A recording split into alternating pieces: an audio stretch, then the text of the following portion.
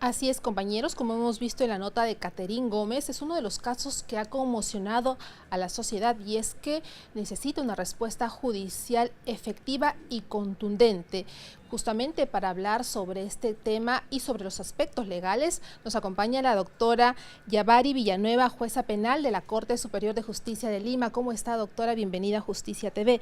Coméntenos, en primer lugar, ¿cómo define el sistema judicial el feminicidio? El delito de feminicidio es aquel que se comete contra una mujer por su condición de tal. Es una conducta reprochable por nuestro sistema, pues se merma y atenta contra la integridad física y psicológica de la mujer. Entonces, merece una sanción punitiva grave a efectos de poder prevenir conductas en la sociedad y que no se vuelvan a repetir. ¿Cuáles son los elementos necesarios que califica el sistema de justicia como un delito de feminicidio? Se produce cuando justamente cualquier persona, y en este caso un hombre, cometa este delito quitando la vida a una mujer. Y también se tiene que tomar en consideración que este delito, si quedara en tentativa, igualmente es sancionado. ¿Cuáles son las penas máximas y mínimas que tiene previsto el Código Penal por este feminicidio?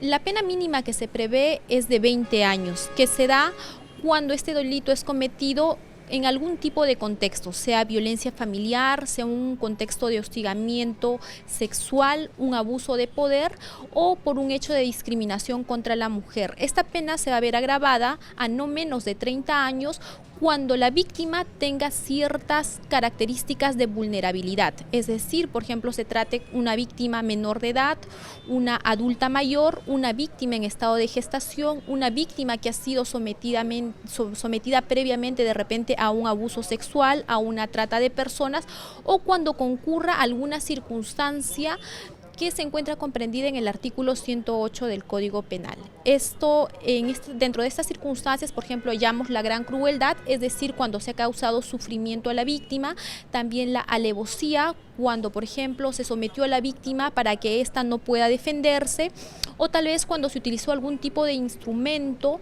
o fuego, ¿no?, que produjera la muerte de la víctima. Igualmente, la pena será, por ejemplo, de cadena perpetua si es que concurrieran 2 o más circunstancias agravantes de las ya mencionadas. Esta gravedad que usted menciona también hemos visto en el caso de Catherine Gómez, que sucedió en el año 2023 y que justamente se está llevando la audiencia oral en la Corte de Lima. ¿Qué podríamos destacar de esta audiencia? ¿Cómo se está llevando? Un análisis más o menos, doctora, para poder entender y que también la familia pues sepa cómo está llevando el juicio, el Poder Judicial.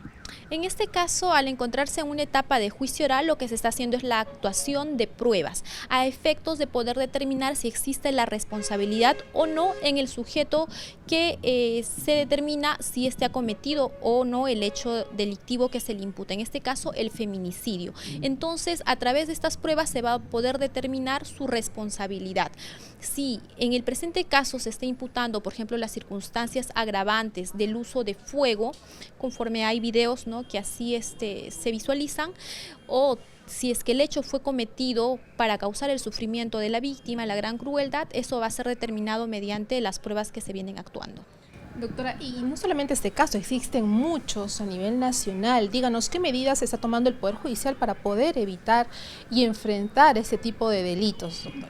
Se están tomando medidas de prevención, la comunicación y educación a toda la ciudadanía de no normalizar conductas de violencia, las mismas que de llegar a escalar, bueno, podrían tener como consecuencias fatales lo que vemos que es el feminicidio. Entonces, si una persona llegara a ser víctima de algún tipo de acto de violencia, tiene que comunicar el hecho para que las autoridades actúen, la policía intervenga, previniendo el hecho si es que fuera en flagrancia, o también de repente la fiscalía, ¿no?, en este caso investigando el hecho y recabando los elementos de prueba, y a nivel del Poder Judicial la actuación pronta de las pruebas para poder determinar las responsabilidades.